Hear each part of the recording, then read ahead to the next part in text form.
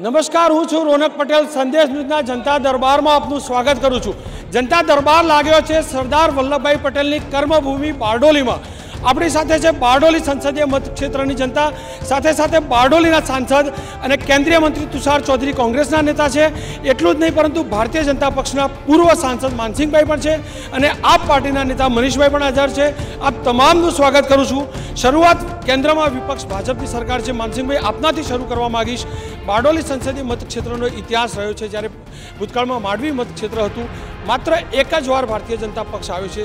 તે સંજોગોમાં નરેન્દ્રભાઈનું સપનું કોંગ્રેસ મુક્ત ભારત કરવાનું બારડોલીથી કઈ રીતે સિદ્ધ થઈ શકશે?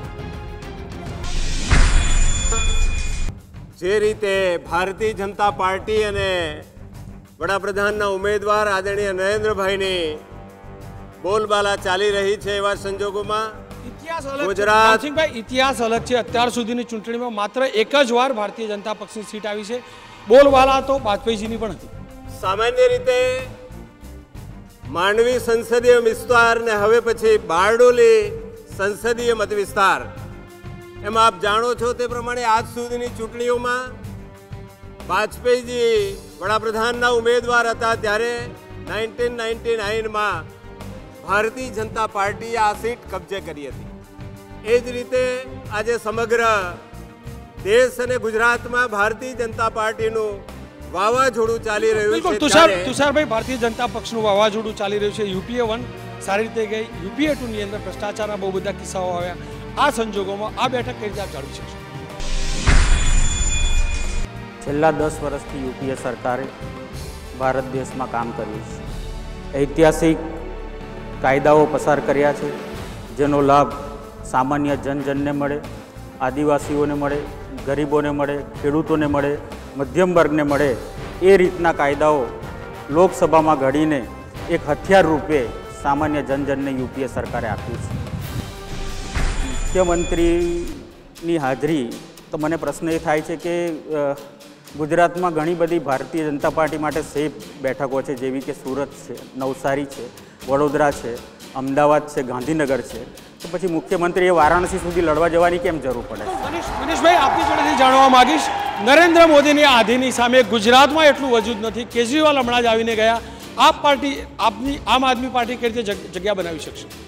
આમ આદમી પાર્ટી આમ તો શરૂઆત કરી રહી છે, એટલે હું એવું માનું છું કે જે ભ્રષ્ટ રાજનીતિ છે એને બદલવા માટે આમ આદમી પાર્ટી આવી છે, નહીં કે એનો તમને તરત એનો પુરાવો મળે.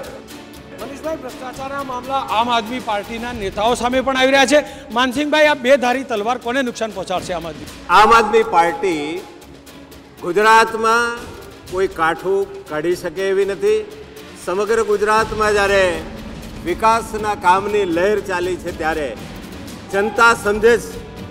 તાજેતરના જ પ્રશ્નની હું વાત કરું તો ખેડૂત એ ઇન્કમ ટેક્સ ભરતો નથી, મુક્તિ છે. પણ તાજેતરમાં તમે જોશો તો ગુજરાતના ખાણ ઉદ્યોગ સાથે સંકળાયેલો ખેડૂત વર્ષ દરમાં ખેડૂત નેતાઓ આપણી સાથે છે. ખેડૂતોના સવાલો ઉપરથી શરૂ કરીએ. આ સરકારની ખેડૂત વિરોધી જ નીતિ છે. કેન્દ્ર સરકાર કે રાજ્ય સરકાર? કેન્દ્ર સરકાર પણ ખેડૂતોની તરફેણમાં છે એવું તો કહી નહીં શકાય. કારણ કે એક્સપ્રેસ જે હાઈવે છે એ હાઈવેને ઉદ્યોગ તરફી વાતાવરણ સર્જવા માટે જ કરવામાં આવેલો છે. ત્યારે 2001થી હું ગણાવું અને 2003માં અમે વીજળીના માટે આંદોલન કરવા જતા હતા અને રસ્તામાં અમને ખૂબ માર્યા હતા. પણ ત્યાર પછી પંજાબ, હરિયાણામાં જો મફત પાણી ઇરિગેશનનું મળતું હોય, વીજળી મફત મળતી હોય, અહીંયા ગુજરાતમાં 24 કલાક એમ કે ગામ જ્યોતિ યોજના મળે છે, પણ ખેતરમાં કેટલી મળે છે? ગુજરાતમાં ખેડૂતોને વીજળી મળતી નથી. અને આ વર્ષની જો હું વાત કરું તો છેલ્લા 4 માવઠાથી અને બરફના કડાથી ખેડૂતોની પપાવી, વેંગણ, મરચી આ બધું મળી ગયું છે. ખાણ ઉદ્યોગની હું વાત કરું, જે એમણે મોટી વાત કરી છે, ખાણ ઉદ્યોગ કોઈ આ રાજ્ય સરકારની નીતિથી ટકેલો નથી, એ ખેડૂતોની આસ્થા અને ખેડૂતોનો જે સહકારિતા છે તેનાથી ટકેલો છે.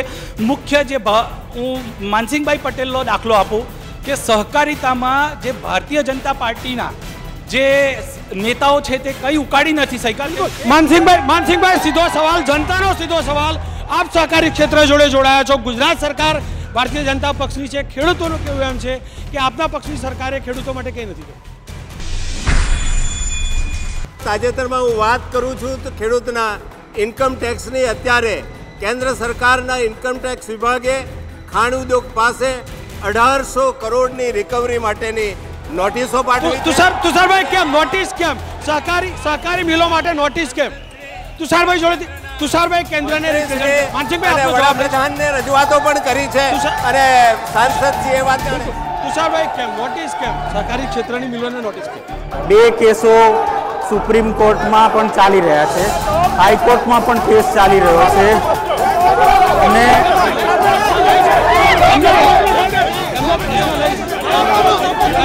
એમનો જવાબ લઈશું. હું જાણું છું તમારો જનતાનો જવાબ લઈ જનતાનો જવાબ લઈશ. એમના સવાલનો જવાબ લઈશ. માનસિંહભાઈ આપ જવાબ પૂરો કરો. માનસિંહભાઈ જવાબ પૂરો કરો. આપનો જવાબ પૂરો કરો. ભારતીય જનતા પક્ષના કેટલાક સમર્થકો અહીંયા લાગી રહ્યા છે, તેઓનું સ્પષ્ટ કહેવું છે કે આપનો જવાબ લો. કેન્દ્ર સરકારના ઇન્કમ ટેક્સ વિભાગે ગુજરાત અને મહારાષ્ટ્રની સુગર ઇન્ડસ્ટ્રી છે એના પર કરોડોના ઇન્કમ ટેક્સની ઉઘરાણી કરી છે. ગુજરાતમાં પણ 1800 કરોડ રૂપિયાની નોટિસો મળવા જઈ રહી છે. ત્યારે જો એવું થાય તો સુગર ફેક્ટરીઓને બંધ કરી દેવાનો વારો આવે એવી સ્થિતિનું નિર્માણ થયેલું છે. અને આના અનુસંધાનમાં કેન્દ્રના ફાઇનાન્સ મિનિસ્ટર, કેન્દ્રના પ્રધાનમંત્રી અને સાંસદશ્રીને પણ અમે રજૂઆતો કરી છે. તેમ છતાં પણ કોઈ કાર્યવાહી થઈ નથી અને અમે કાનૂની માર્ગે આગળ વધી રહ્યા છીએ. માનસિંહભાઈ, ખેડૂતોને વીજળીનો પણ સવાલ છે. જ્યોતિ ગ્રામ યોજનાની વાત થઈ, 24 કલાક વીજળીની વાત થઈ, પરંતુ હજુ વીજળી નથી મળતી કે ઘણા કિસાનોનો સવાલ. આ ગુજરાત રાજ્યમાં જ્યોતિ ગ્રામ યોજનાની રીતે 24 કલાક વીજળી મળે છે. ખેડૂતોને 8 કલાકની વીજળી મળે છે. કેન્દ્ર શાસિત રાજ્યો છે, પડોશમાં છે, ત્યાં જઈને આપણે તપાસ કરીએ તો ત્યાં 3 કલાક પણ પૂરી વીજળી મળી નથી. તુષારભાઈને પૂછી લઈએ કે તુષારભાઈ, કેન્દ્ર સરકાર અથવા તો કેન્દ્ર શાસિત પ્રદેશોમાં 3 કલાક વીજળી નથી, ગુજરાતની અંદર 24 કલાક વીજળી મળી રહી છે, તો માનસિંહભાઈનો દાવો છે. પહેલી વસ્તુ તો એ છે કે જ્યોતિગ્રામ યોજના શું કામ બનાવી? ખેડૂતોને રાહત દરે વીજળી આપવી પડતી હતી, કારણ કે ખેડૂતોના ઘરે વીજળી આપો એટલે આપોઆપ ખેડૂતોને વીજળી ખેતરે મળી જ જતી. એ ખેડૂતોને રાહત દરે વીજળી ના આપવી પડે એટલા માટે જ જ્યોતિગ્રામ યોજના લાવવામાં આવી છે. અને જે દિવસથી જ્યોતિગ્રામ યોજના આવી છે એ દિવસથી ખેડૂતોને ક્યારેય પૂરી વીજળી મળી નથી. 8 કલાક તો માત્ર ચોપડા પર કહેવાની વાતો છે. અહીંયા બધા ખેડૂતો બેઠેલા છે, કોઈ ખેડૂતને તમે જઈને પૂછો કે 8 કલાક વીજળી એ લોકોને મળે છે ખરી, ખેડૂતોને સંતોષ છે ખરો, એ ખેડૂતોને તમે પૂછો. મનીષભાઈ, વીજળીના મુદ્દે દિલ્હીમાં સરકાર બનાવી હતી આપ પાર્ટીએ, કેજરીવાલ પણ અહીંયા આવી ગયા. વીજળીનો કરંટ તમારા પક્ષને કેટલો ઉપયોગી સાબિત થશે ગુજરાત? પહેલી વાત તો હું એ કરું કે કોઈ પણ વસ્તુ, કોઈ પણ વાત ભલે જૂઠી હોય પણ વારંવાર કહેવામાં આવે એટલે સત્ય સાબિત થાય, જેવો કુદરતી નિયમ છે. તો માનનીય મુખ્યમંત્રી શ્રી પ્રજાના પૈસે જે જાહેરાતો કરે છે, તમે બહાર નીકળો બસમાં જો કે જાહેર કોઈ સંસ્થા કે કોઈ હોર્ડિંગ્સ જો બધે જો, બરાબર, તો એકને એક વસ્તુ દેખાય છે તો લોકોને મનમાં પેલી માનસિકતા એ થઈ જાય છે, એટલે હિપ્નોટાઇઝ થયા છે લોકો હિપ્નોટાઇઝ થયા છે. જનતા જોડે જાણી લઈએ શું જનતા સાચા અર્થમાં ખરેખર હિપ્નોટાઇઝ થઈ છે નેતાથી. આપ શું માનો છો, ગુજરાતમાં વિકાસ થયો છે? 100% વિકાસ થયો છે, 100% વિકાસ. આપ શું માની રહ્યા છો, ગુજરાતમાં સાચા અર્થમાં વિકાસ થયો છે? છેલ્લા 11 વર્ષમાં કોઈ વિકાસ થયો છે એવું નથી. વિકાસ 60 વર્ષથી થયો છે અને ગુજરાતની પ્રજાએ મહેનત કરી છે તેનો વિકાસ છે. આપ શું માનો છો? ખાસ કરીને આ વિસ્તારની વાત કરીએ, આપ યુવા છો, રોજગારીનો પણ પ્રશ્ન હશે, શું રોજગાર પર્યાપ્ત માત્રામાં છે?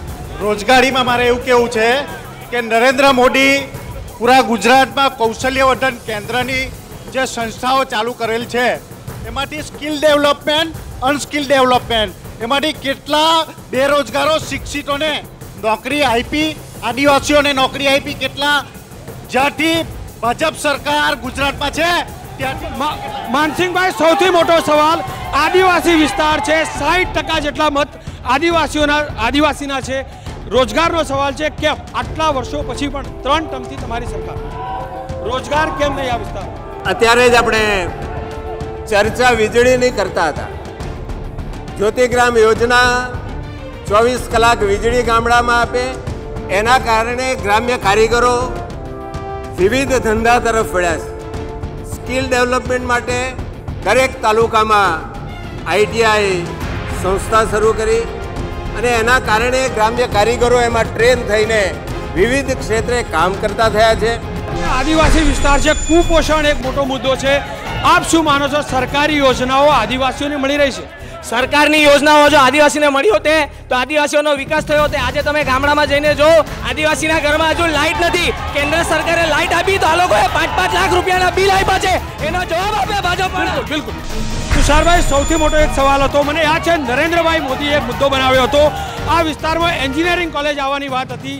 નરેન્દ્રભાઈ મોદીએ સવાલ ઉઠાવ્યો હતો કે આપના તરફથી એક પત્ર લખાયો હતો અને એ કોલેજ ના આવે તે પ્રકારના પ્રયાસ થયા હતા. તે પ્રકારના ખુદ નરેન્દ્ર મોદીએ આરોપ લગાવ્યા હતા. મારા વિસ્તારમાં એન્જિનિયરિંગ કોલેજ આવતી હોય, મેડિકલ કોલેજ આવતી હોય તો મને એનો વિશેષ આનંદ છે. પણ મુખ્યમંત્રીની જે નીતિ હતી એ જે નીતિ અંતર્ગત કોલેજ લાવવા માગતા હતા પબ્લિક પ્રાઇવેટ પાર્ટનરશિપ, એટલે કે આ તો શિક્ષણનો વેપાર હતો. જે સંસ્થા કે 10 કરોડ રૂપિયા ખર્ચે એને એન્જિનિયરિંગ કોલેજ આપવાની વાત હતી. ખરેખર મુખ્યમંત્રીને જો આદિવાસીનું હિત જોઈતા હોય તો સરકારી એન્જિનિયરિંગ કોલેજ કાલે આપે, અમને એનો કોઈ વિરોધ નથી. પણ મારું કહેવાનો મતલબ એમ છે કે રોજગારીની તકો જો ગુજરાતમાં ઉપલબ્ધ થઈ હોય તો આ 1500 તલાટી માટે 15 લાખ અરજી કોણે કરી?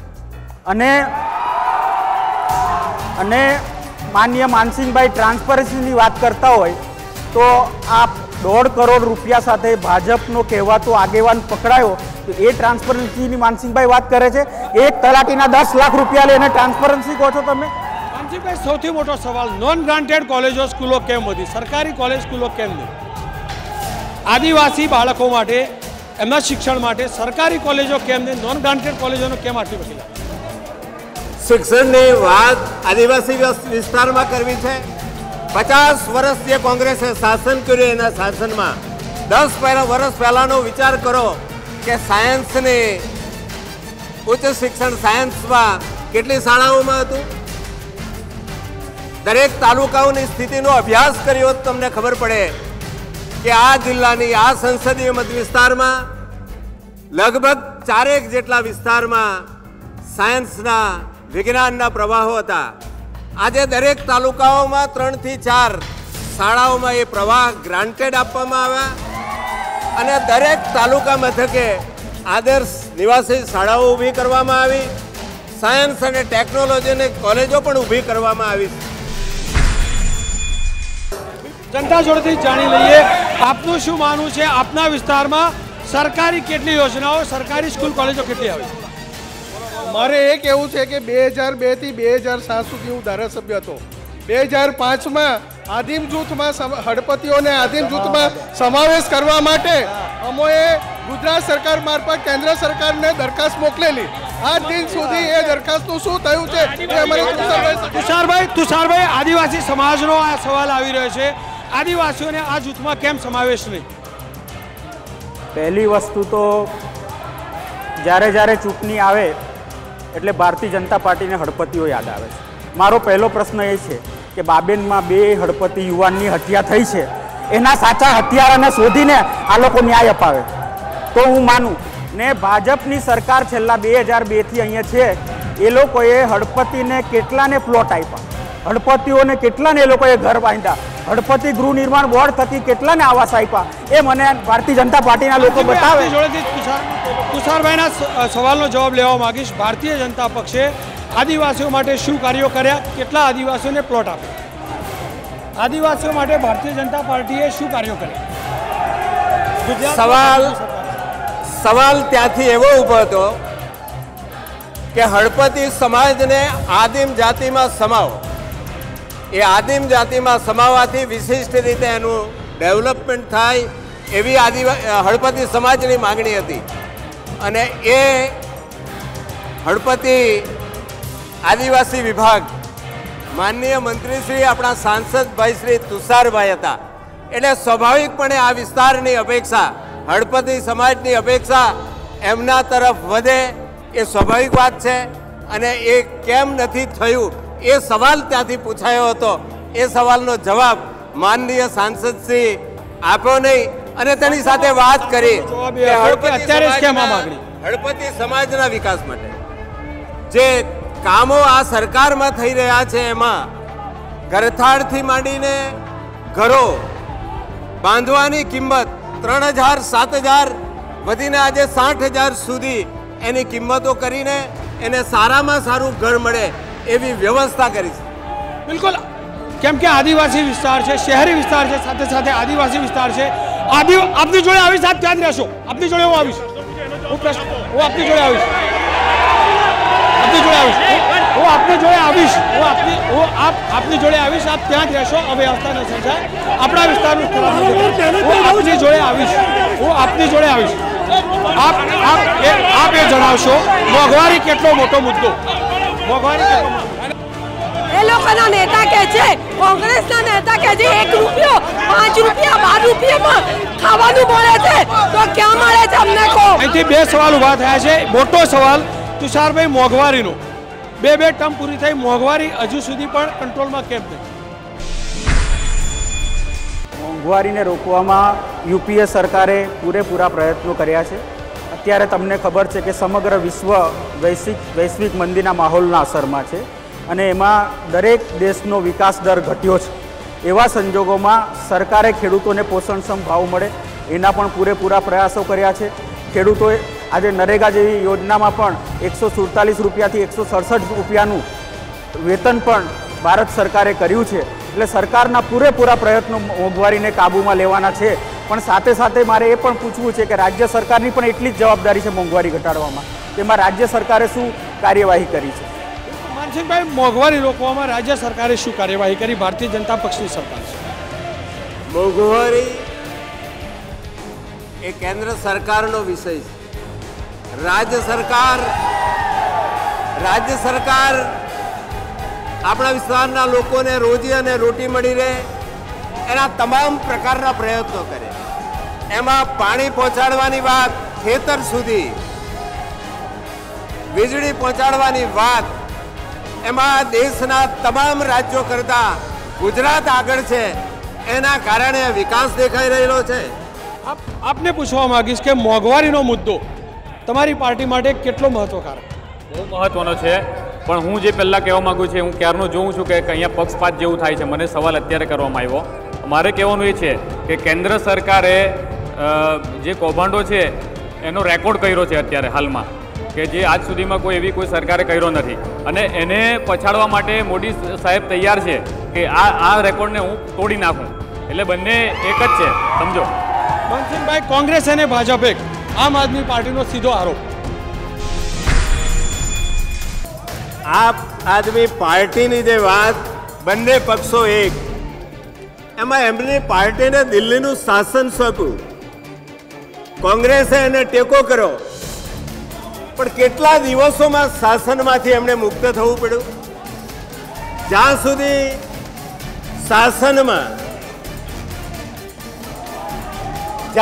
શાસનમાં વિચાર, વર્તન અને કામ એક રીતે ચાલે તો જ પાર્ટી ચાલી શકે. અને જે ટેકો આપનારી પાર્ટીને પણ પહેલા જ દિવસથી સાચવી નહીં શકવાને કારણે વાણી વર્તનને વ્યવહારથી 45 દિવસમાં શાસન છોડવું પડે. તુષારભાઈ, સૌથી મોટો આ વિસ્તારનો સવાલ બંનેને પૂછવા માંગીશ, ભારતીય જનતા પક્ષ અને કોંગ્રેસને. રેલવે સ્ટેશન ચોક્કસથી બારડોલીમાં છે, પણ બારડોલીમાં એક પણ એક્સપ્રેસ ટ્રેન રોકાતી નથી. બારડોલીની અંદર આજે હું મળ્યો, તમામ લોકોનો એક સવાલ હતો કે એક પણ એક્સપ્રેસ ટ્રેનનું અહીંયા સ્ટેશન નથી. કેમ? બારડોલીમાં અત્યારે હાવડા એક્સપ્રેસનું સ્ટોપેજ તો વર્ષોથી છે જ, અને અમારો જે ડબલ લાઇનનો પ્રોજેક્ટ અત્યારે ચાલી રહ્યો છે, જે દિવસે ડબલ લાઇનનો પ્રોજેક્ટ પૂરો થશે એટલે જેટલી એક્સપ્રેસ ટ્રેનનું સ્ટોપેજ જોઈએ એ બારડોલીને પણ મળશે, વ્યારાને પણ મળશે અને સોનગઢને પણ મળશે. માત્ર એક જ પરિસ્થિતિ છે, ડબલ લાઇનનો પ્રોજેક્ટ અત્યારે વ્યારા સુધી કામગીરી પૂરી થઈ ગઈ. આ વર્ષમાં બારડોલી સુધી પૂરી થવા જઈ રહી છે. અત્યાર સુધી વ્યારામાં બારડોલીમાં રેલવે રિઝર્વેશન સેન્ટર પણ નહોતું. તુષાર ચૌધરી સંસદ સભ્ય બન્યા પછી બારડોલીને રેલવે રિઝર્વેશન સેન્ટર પણ આપણે યુપીએ સરકાર દ્વારા અપાવ્યું છે.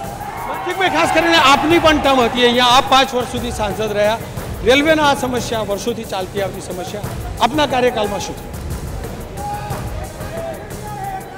99થી 2000 વાજપેયીજીના શાસન વખતે આ લાઈનો ડબલ બને જે અત્યારે કામ ચાલે છે તેની વહીવટી સૈદ્ધાંતિક મંજૂરી મળીને સર્વેનું કામ તે સરકારે કર્યું અને એ ઝડપથી કામ કરવા તરફ જઈ રહ્યું હતું. એટલે ત્યારે યુપીએની સરકાર આવી. યુપીએની સરકાર 10 વર્ષનું શાસન કર્યું છતાં પણ એ લાઈનને પૂરી કરી શકી નથી. તુષારભાઈ, આ આક્ષેપ છે કે 10 વર્ષમાં એ લાઈન પૂરી નથી થઈ. પહેલી વસ્તુ તો માન્ય માનસિંહભાઈને પૂરી જાણકારી જ નથી. આ 765 કરોડનો ડબલ લાઇનનો રેલવે પ્રોજેક્ટ લાલુ પ્રસાદ યાદવ જ્યારે રેલ મંત્રી હતા ત્યારે 2007માં આની સૈદ્ધાંતિક મંજૂરી આપવામાં આવી હતી અને 7 પછી કામગીરી શરૂ કરવામાં આવી છે. એટલે 10 વર્ષનો તો સમય જ થયો નથી. પહેલી વસ્તુ 10 વર્ષ તો થયા જ નથી. અને અત્યાર સુધીમાં વ્યારા સુધીની કામગીરી પૂરી થઈ ગઈ છે. 72 કરોડ રૂપિયા આ વર્ષના રેલવે બજેટમાં પણ ફાળવવામાં આવ્યા છે ને એમાં બારડોલી સુધીની કામગીરી પણ આ વર્ષમાં પૂરી થવાની છે. પણ મારો પ્રશ્ન એ છે કે ઉકાઈ હાઈ લેવલ કેનાલ મુખ્યમંત્રીશ્રીએ 2006માં ખાતમુહૂર્ત કરેલું ને એમણે 2010માં પૂરી થવાની ખાતરી આપેલી, એ 2014 સુધી કેમ પૂરી થઈ નથી? એ માનસિંહભાઈ વાર ઉપર પલટવાર થઈ રહ્યો છે. કેન્દ્ર સરકારની યોજનાઓ પૂરી નથી થઈ તેવો આરોપ લગાયો. તુષારભાઈનું કહેવું છે કે જે કેનાલ કે જેનું ખાતમુહૂર્ત થયું હતું આટલા વર્ષો પછી કેમ પૂરું નહીં? સવાલ છે હાઈ બેંક કેનાલનો. ઉકાઈ યોજના મંજૂર થઈ ત્યાંથી આ યોજનાને મંજૂરી મળેલી હતી. કેન્દ્રમાં અને ગુજરાતમાં કોંગ્રેસનું શાસન હોવા છતાં પર્યાવરણની મંજૂરી ન મળવાને કારણે એ યોજના શરૂ થઈ શકી નહોતી. તુષારભાઈ, વારંવાર આ જ પ્રકારના આરોપ લાગતા રહ્યા છે. નરેન્દ્રભાઈ હોય કે તેઓના પક્ષના કોઈ પણ નેતા હોય, કેન્દ્રની સરકાર ગુજરાતની સરકારને અન્યાય કરતો. આ તો એક તકિયા કલમ બની ગઈ છે. આજે હું જ્યારે કે નેશનલ હાઈવે વિભાગનો મંત્રી છું, અત્યાર સુધીમાં અમે ગુજરાતમાં લગભગ 7500 કરોડના કામો અમે પૂરા કર્યા છે. 10,000 કરોડના કામો નિર્માણાધીન છે અને 5.5 કરોડના કામો અમે ટૂંક સમયમાં ચાલુ કરવા જઈ રહ્યા છે. એટલે માત્ર યુપીએના 10 વર્ષના કાર્યકાળમાં 23,000 કરોડના નેશનલ હાઈવેના કામો માત્ર ને માત્ર ગુજરાત રાજ્યને દિલ્હીની યુપીએ સરકારે આપ્યા છે. જનતા જોડેથી હું જાણવા માંગીશ સરદાર પટેલની આ જન્મભૂમિ છે, સરદાર પટેલની આ કર્મભૂમિ છે. આપ શું માનો છો જે પ્રકારની સરદાર પટેલના નામે રાજનીતિ થઈ રહી છે? શું ભારતીય જનતા પાર્ટી અને કોંગ્રેસના રાષ્ટ્રીય નેતાનો મારો એક પ્રશ્ન છે, આજ દિન સુધી ક્યારેય પણ સરદાર પટેલને યાદ કરવામાં નથી આવ્યા. હવે જ્યારે ચૂંટણી આવી છે ત્યારે શા માટે સરદાર પટેલના નામ ઉપર રાજકારણ રમાયું છે? આપને એ બાબતનો શું અધિકાર? બિલકુલ માનસિંહભાઈ, આપનાથી શરૂ કરવા માંગીશ. તુષારભાઈ જોડેથી બી જવાબ લઈશ.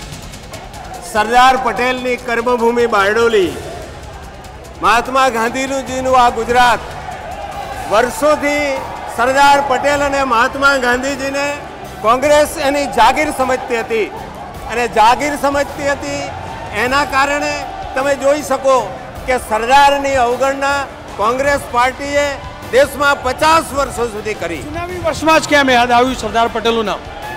ચુનાવી વર્ષોમાં સરદાર પટેલનું નામ યાદ આવ્યું એવું નથી. તુષારભાઈ, સરદાર પટેલના નામે રાજનીતિ કેટલી યોગ્ય અને સ્ટેચ્યુ ઓફ યુનિટીને કઈ નજરથી જોઈએ? હું માત્ર એટલું જ કહેવા માગું છું કે અમદાવાદ ખાતે પોર્ટ જે કાર્યરત છે એને સરદાર વલ્લભભાઈ પટેલનું નામ આપવાનું હતું ત્યારે આજ ભાજપના કાળા વાવટા બતાવવા ગયેલા અને આજે પૂતળા બનાવવા નીકળ્યા. એ લોકોને પૂછો આ વસ્તુ. સરદાર પટેલના નામથી જો એરપોર્ટનું નામ આપવામાં આવતું હોય તો એનો વિરોધ કેમ કર્યો? સામાન્ય રીતે કોંગ્રેસ કોઈનું પણ નામ વટાવવાનું શરૂ કરે. દેશમાં આઝાદી મળ્યા પછી 50 વર્ષ સુધી આદિવાસીઓના નામે મત લીધા, મહાત્મા ગાંધીજીને મત લીધા, સરદાર પટેલને ભૂલ્યા, પણ જ્યારે ભારતીય જનતા પાર્ટીએ સરદારને યાદ કર્યા ત્યારે એમણે સરદાર પટેલ યાદ આવ્યા અને એમનું જ આ એક કરતૂત હતું કે આ રીતો વિરોધનું પ્રદર્શન થાય. જનતા જોડેથી જાણવા માંગીશ, જનતા કેવા જનપ્રતિનિધિની અપેક્ષા રાખી રહી છે, કેવા જનપ્રતિનિધિ જોઈએ બારડોલી મતક્ષેત્ર માટે? આદિવાસીઓના નેતા જોઈએ, આદિવાસીઓના આદમ જૂથનું હજુ ખેડૂતથી લઈને રોજગાર, નવયુવાનોને રોજગાર મળી રહે અને શિક્ષણને સૌથી વધારે સુધારે એવા સાંસદોની જરૂર છે. હું બારડોલીનો ધારાસભ્ય છું. મારે તુષારભાઈને એક પ્રશ્ન છે કે 1983માં 2000 વૃક્ષોનું નિકંદર કાઢી નાખેલું અને તેમાં લોકાયુક્તે અમરસિંહભાઈને માટે શું ચુકાદો આપ્યો તે મારે જાણવું. તુષારભાઈ, સીધો આરોપ આ આરોપને કઈ રીતે જોઈ શકાય, શું જવાબ? મને આનંદ થયો કે ધારાસભ્યએ આ પ્રશ્ન પૂછ્યો છે એટલે મારે જવાબ આપવો છે. ગુજરાતમાં લોકાયુક્ત લાવનાર મુખ્યમંત્રી અમરસિંહ ચૌધરી જ હતા. એમણે લોકાયુક્ત લાવેલો અને એ લોકાયુક્ત લાવ્યા પછી આ ભાજપની સરકારે લોકાયુક્ત નહીં આવે એના માટે 40 કરોડ રૂપિયા ખર્ચીને સુપ્રીમમાં કોર્ટ કર્યો. એટલે એ લોકો તો લોકાયુક્ત લાવવા બી માગતા નહોતા. ને રહી વાત લોકાયુક્તના ચુકાદાની, એ ચુકાદો તો 2003માં રજૂ થયો હતો, તો આજે 2014માં કેમ રજૂ કરાવો? એટલે ઈશ્વરભાઈને જવાબ જોઈતો હોય તો અમરસિંહભાઈ છે ઉપર જઈને લઈ આવે.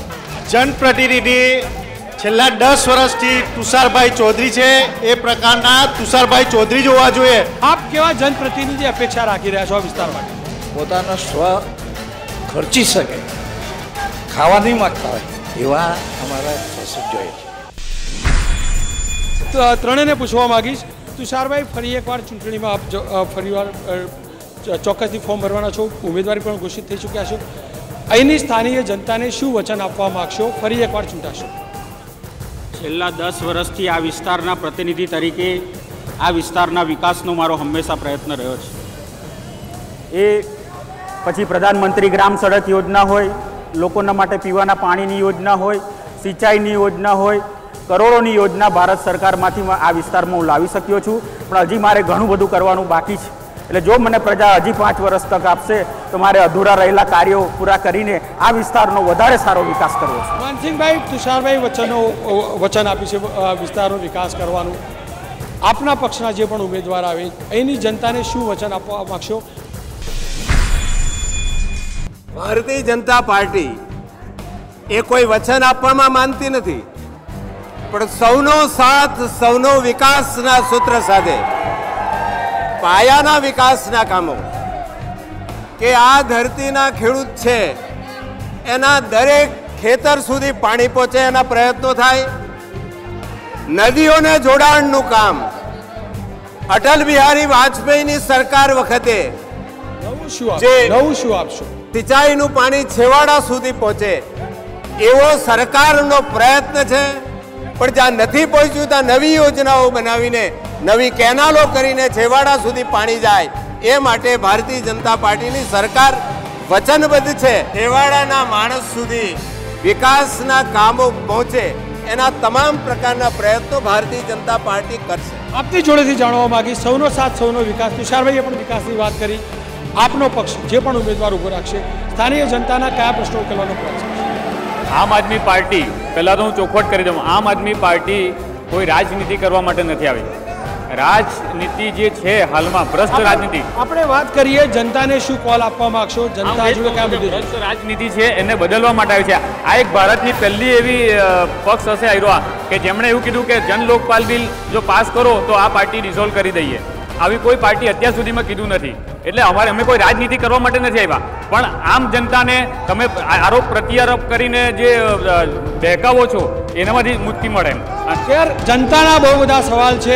આટલા વર્ષો થઈ ગયા આઝાદીને, 15 લોકસભા બની ચૂકી છે, 16મી લોકસભાની ચૂંટણી થવા જઈ રહી છે.